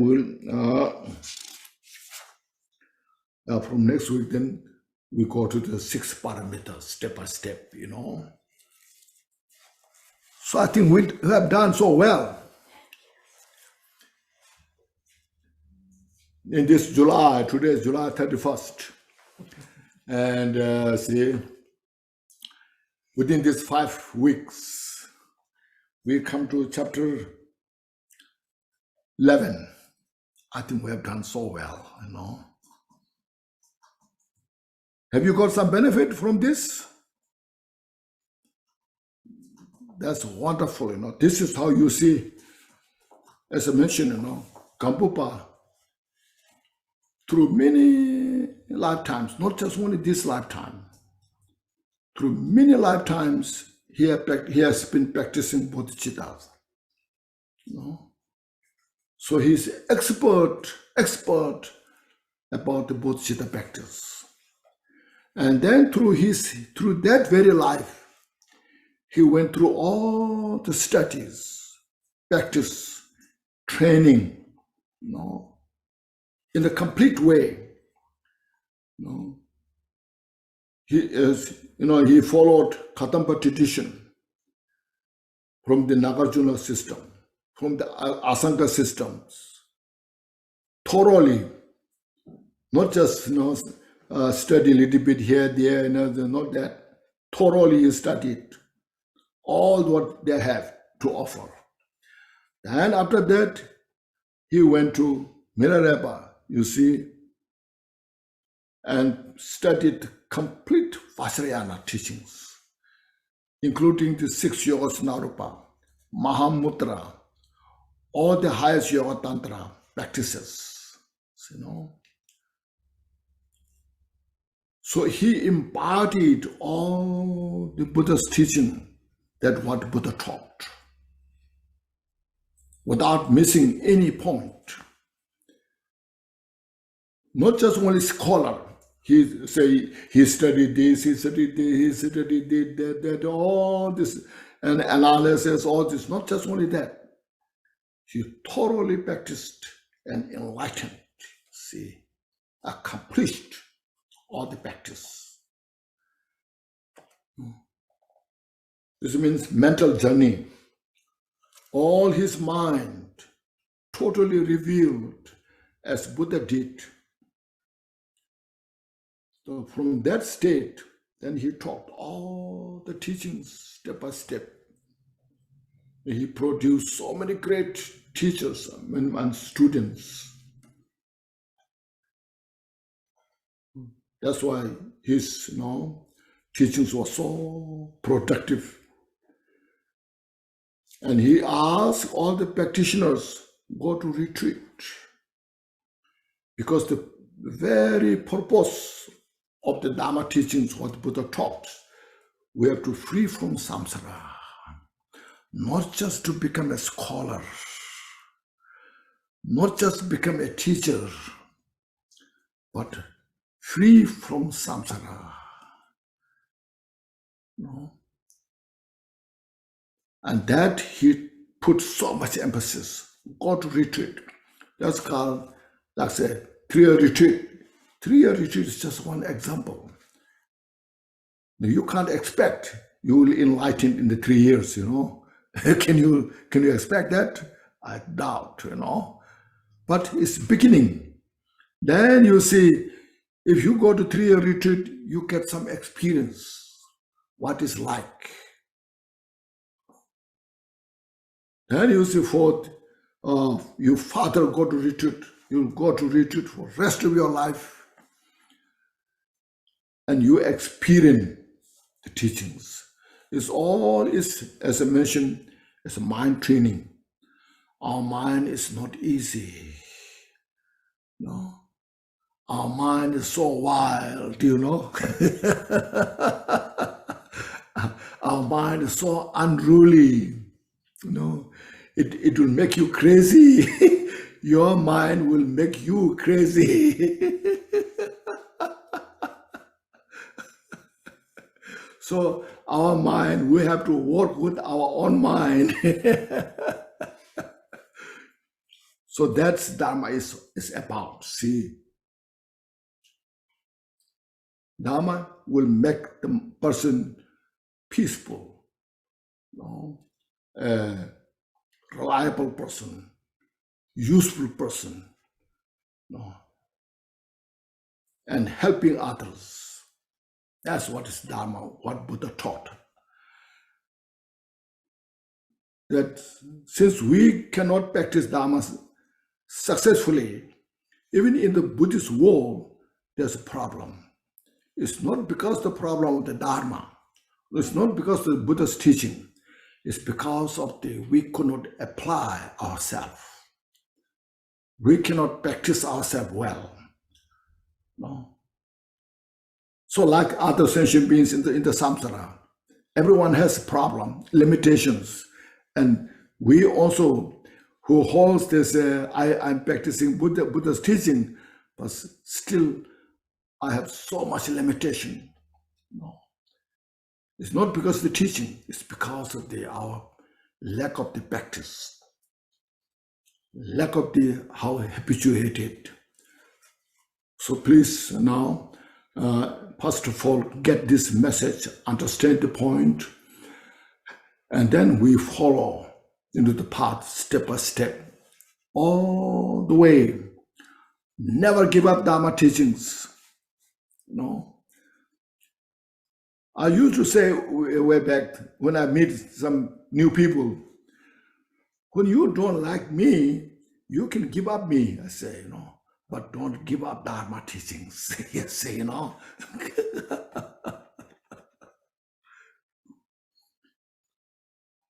So this is very important. Dharma is always expressing the reality nature, about the mind. No?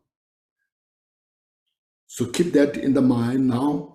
I think I feel so good about this that until now we have touched the complete the 12 points, 12 topics of this Bodhicitta. So beginning from the foundation, essence, classification, objective, cause from whom you receive it, method, ceremony, beneficial effects, disadvantage of the losing it, the cause of losing it, method of repairing, and training. So these 12 topics makes a complete, complete, because you say causes condition to build the Bodhicitta. So 1 is not enough, 2 is not enough. We need all these 12 points. So as I mentioned, please, if you can, please memorize these summaries. When you memorize the summary, even you don't have the book with you, anywhere you are, you can reflect on this. I try to memorize these summaries, so it helps me really. Okay, now, do you have any questions? I have a question, Rinpoche. Yes, what do you have? We're taught to have revulsion towards samsara. What? For renunciation of samsara, yes. They talk about having revulsion to samsara in different texts and so forth. That's right. But also to not have aversion towards things. Toward what? Towards, well, like things in samsara, like we don't want to have attachment or aversion. Yes. So I was wondering how, like, if I saw a beautiful flower, I offer it to the Buddhas and Bodhisattvas as an offering, right? That's right. Then what's wrong with that? I don't think there's anything wrong with it. But should I have revulsion to samsara, like, oh, that's just a flower? It's, I get confused by the term. Flower is not samsara. Okay. Yeah. Samsara is your confusion. Okay. You have to have a revulsion to your confusion. Okay. Okay. That sounds good. Thank you. Thank you. Yeah, not the flower. Okay. Okay, not the water.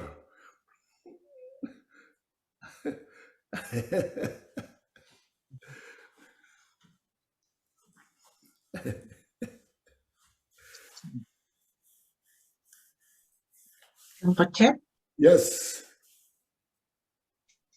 tengo una pregunta, pero necesito ayuda de Fabián, por favor.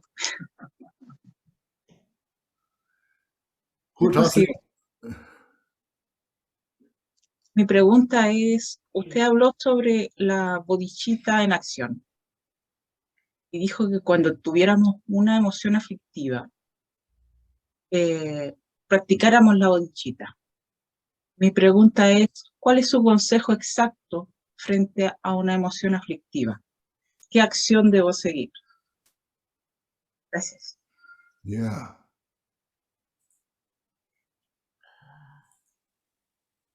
Well, I'll see if I can translate. Okay, yes. You try. Yeah, try. That you spoke of bodhicitta, and with our afflictive emotions, that we should engage in practicing bodhicitta to deal with the afflictive emotion. What precise action should I take to deal with an afflictive emotion? Like more precise action of bodhicitta. So there's not just one afflictive emotions. There are many different types of mental afflictions. So whatever different mental affliction rises Accordingly, you can apply the antidote. Just for example, if you have anger is a mental affliction, So to that, you apply compassion, patience, whatever needed at that time, you can apply.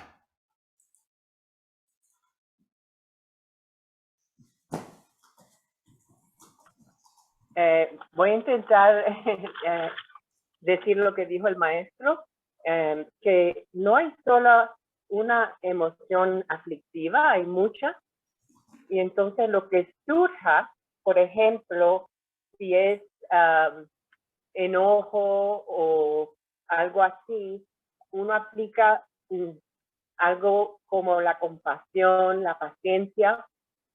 O sea que uno aplica lo que se necesite para esa aflicción que tengamos. O sea, hay muchas formas de aplicar diferentes aspectos, ¿no? Que tenemos para esa aflicción específica.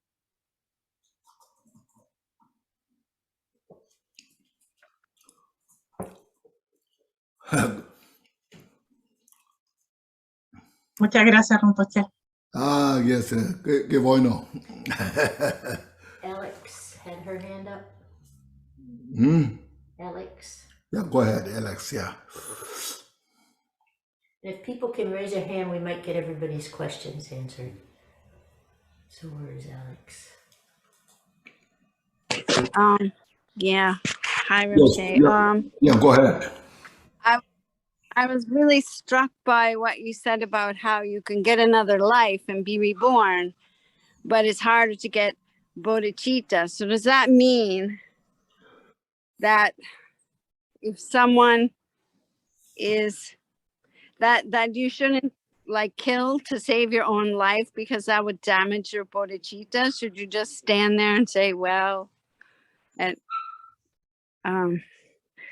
should you refrain from defending yourself if that should come up, because that would harm your bodhicitta? So you can get another life, but it's hard to get bodhicitta.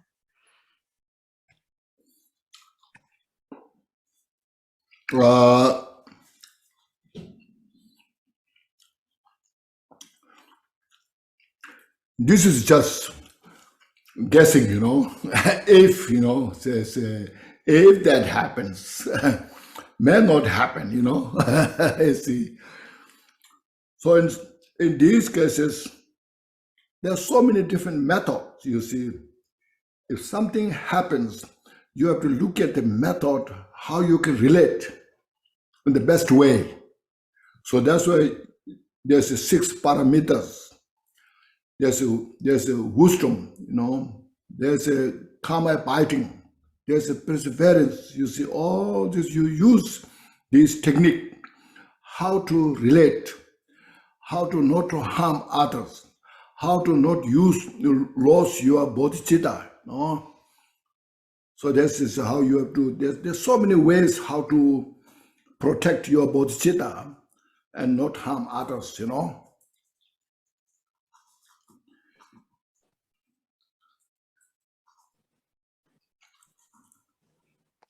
I guess I'll just have to take my chances.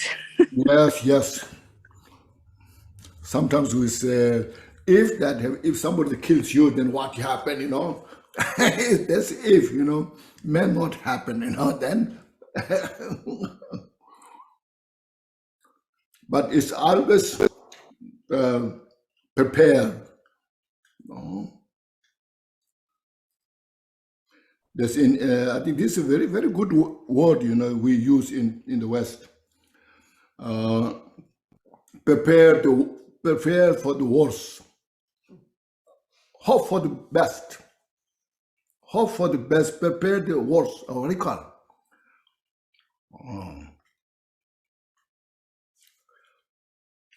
Yeah, prepare for the worst. Hope for the prepare for the worst and hope for the best. Yeah.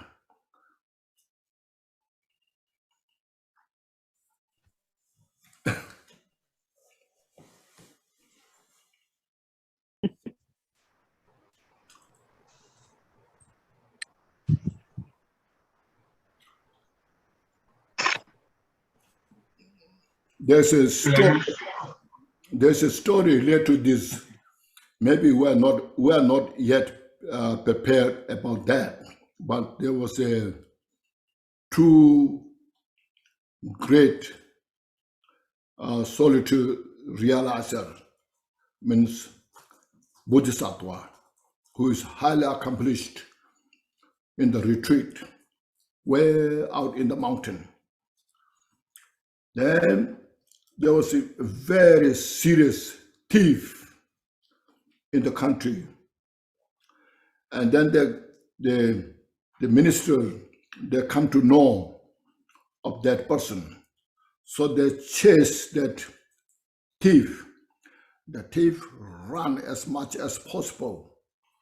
And then he came to retreat master and request them, there somebody is coming and chasing me and try to kill me, and I'm trying to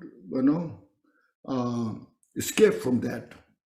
So if they come, please tell that person or them that I went through this direction. So then he left.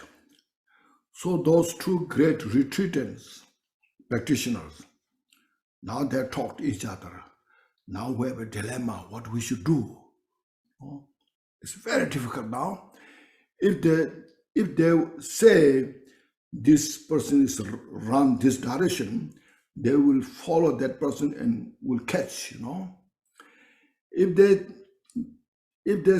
to protect them or to protect him, if they say, we have not seen anybody, then we're telling lie, what we should do, And then one of them said, now we should not attach to ourselves.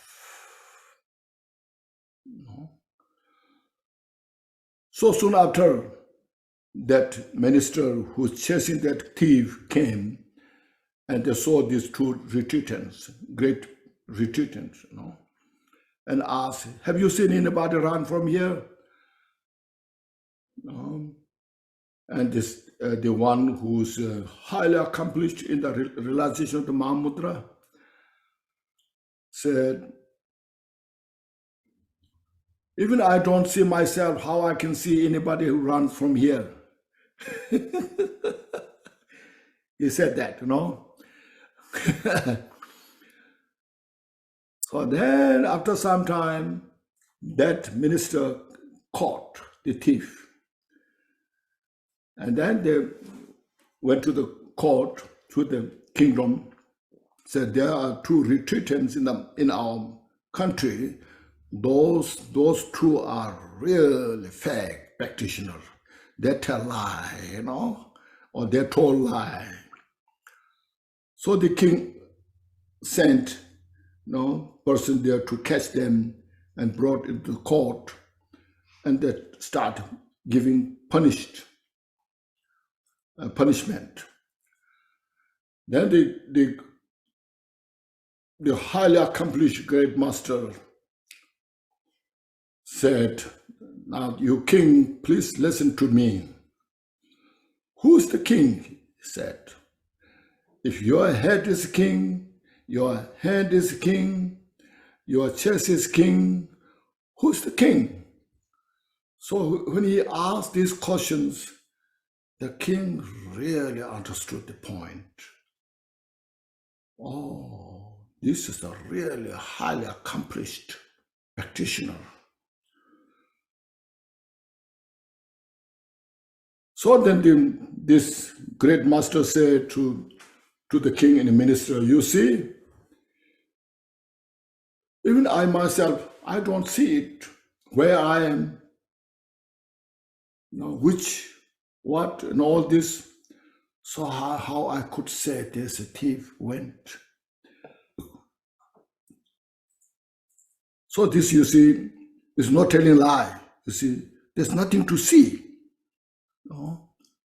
So this way, how they protect it, you see. So there's many different levels. Of course, we, as right now, we are not that level. we're just beginner, but still we have to see, we have to adjust how to do things right, without the mistake, without confusion, and without losing the bodhicitta, how to practice, how to preserve our bodhicitta and go forward.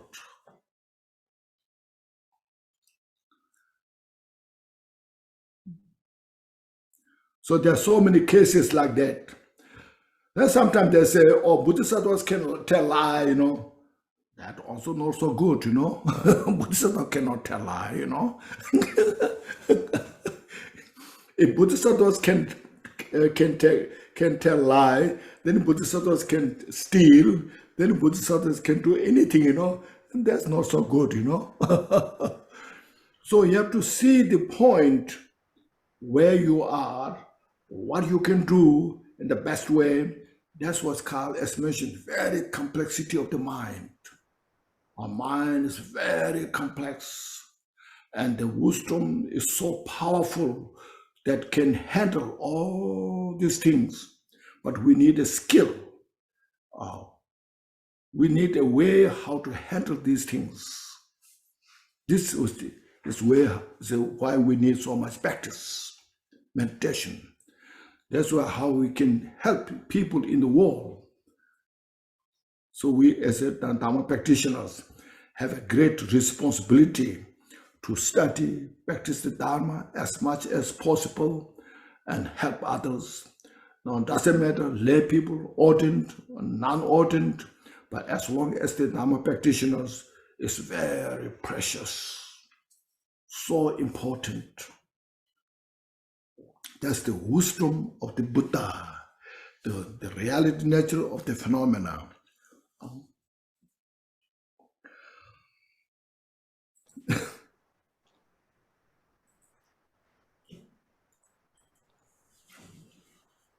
Yes. Dear Lama. Yes. Do you hear me? Yeah, I can hear Martin. Yes. Now we finished money retreat with Lama Chopel in Riga. That's wonderful. Yes, and I just want to ask you. Yes. Do I need to finish to cut all my contacts with I don't know, with my job, with my life, and to go to retreat without any possibility to come back? What do you feel about that? It's individual. Yes. Yeah, first you see, it is individual's decision. Yes. If you are ready, if you are well prepared, it's wonderful. But if you are not well prepared, you will be regretted. Yes. Neither Dharma, no practice, no any, your whole life, This is now I made a mess. I cannot practice Dharma. From inside experience, yes, I feel that I just need the time to realize myself, because I get so many blessings from you for the last 2-3 years, and from Garchen Lama, many teachings, and I meditate last 3 years. It's like a retreat already. I just work, and all free time I sitting in the forest, and but I see that many negative tendencies in my mind still there. You're right. I need many purification because tendencies, it's deeply rooted, and I can think without thoughts. I can see my mind. I can feel myself like a space, but I need to work to so I can go to retreat, but first it's very expensive, Yes. Yes, I need my yes. Life is very expensive. Yes. Yes. And I will lose my job. Yes. Then also. Yes. Yes. Yeah, anyway, I really appreciate your really interest in Dharma, dedication to Dharma. Yeah, last for a few years, we met. You made such a great progress. First, when I met you first time, you are so confused. Yes, yes, that's right. Yeah, you are now much better shape. So I'm so happy to see that. This is your work, Lama. Yes, You just my work is not so easy. yes.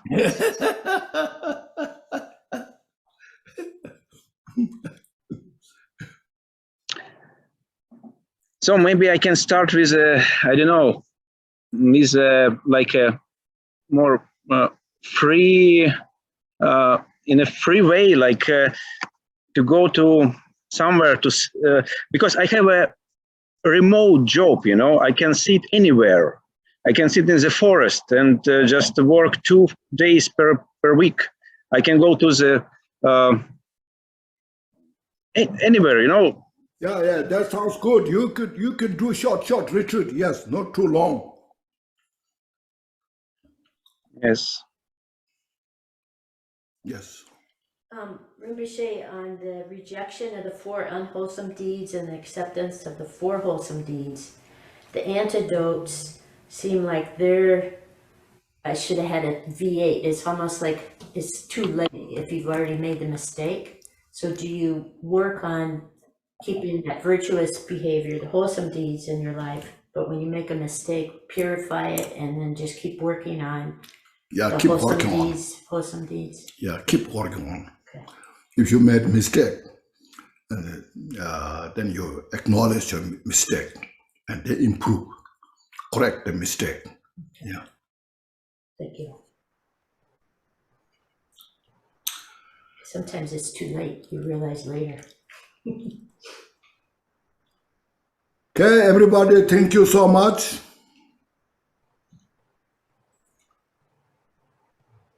See you next week. Yeah, Anila, say some dedication prayers.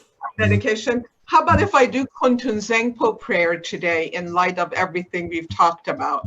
This maybe a little too long. Oh, okay. We'll do it short. Concise dedication and concise long life for Rinpoche, you who are richly endowed with the glorious wealth of Dharma knowledge, who through reflecting, meditating, have actualized self-aware absolute reality, and shine with the 100,000 light rays of ethical discipline of the Buddha Dharma. May you, Kenshin Ratna Zawa, live long. Glorious, holy, venerable, precious, kind, within lineage lamas, divine assembly of Yirams, assemblies of Buddhas, Bodhisattvas, Yogins, Yoginis, Dakinis dwelling in the 10 directions. Please hear my prayer. By the power of this vast root of virtue, may I benefit all beings with my body, speech, and mind. May afflictions of desire, hatred, ignorance, arrogance, and jealousy not arise in my mind. May thoughts of fame, reputation, wealth, honor, and concern for this life not arise for even a moment. May my mind stream be moistened by loving kindness, compassion, and bodhicitta, and through that may I become a spiritual master with good qualities equal to the infinity of space. May I gain this supreme attainment of Mahamudra in this very life. May the torment of suffering not arise even at the time of my death. May I not die with negative thoughts. May I not die confused by wrong view. May I not experience an untimely death. May I die joyfully and happily in the great luminosity of mind as such and pervading clarity of Dharmata. May I in any case gain the supreme attainment of Mahamudra at the time of death or in the bardo. By the virtues collected in the 3 times by myself and all beings in samsara and nirvana, and the innate root of virtue, may I and all sentient beings quickly attain unsurpassed, perfect, complete, precious enlightenment. May the teachings of the great Drikungpa Ratnashiri, who's omniscient Lord of the Dharma, Master of interdependence, continue to increase through study, practice, contemplation, and meditation until the end of samsara. Thank you, Rinpoche. Thank you, everybody, so much. Please take care. Thank Thank you, you. Kensela. Yes. Thank you, Rinpoche. Thank you, Kensela. Thank you so much. Thank you. Muchas gracias, Rinpoche. Thank you. Thank you, Kensela. Cảm ơn bạn Luật Sư, cảm ơn cô Thông Dịch.